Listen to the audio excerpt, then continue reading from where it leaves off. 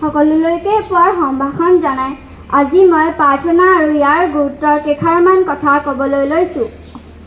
প্ৰতিটো নতুন দিনৰ আৰম্ভণি হয় নতুন আশা আৰু নতুন সম্ভাৱনাৰে।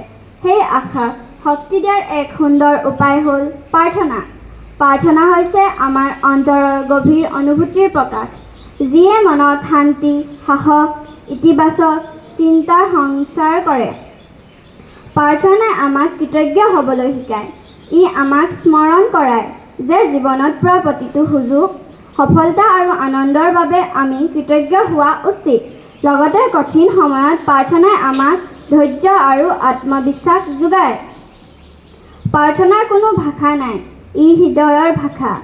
আন্তৰিকতাৰে কৰা প্ৰাৰ্থনাই মানুহৰ মনত দয়া, নম্ৰতা, সততা আৰু মানৱতাৰ মূল্যবোধ জাগ্ৰত কৰে।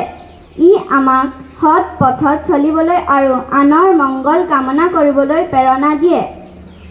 সেয়েহে আহক আমি প্ৰতিদিনে প্ৰাৰ্থনাৰ জৰিয়তে নিজৰ মনক পবিত্ৰ কৰি তুলি ভাল চিন্তা আৰু সৎ কৰ্মৰ দ্বাৰা জীৱনক অৰ্থপূৰ্ণ কৰি গঢ়ি তোলোঁ। ধন্যবাদ।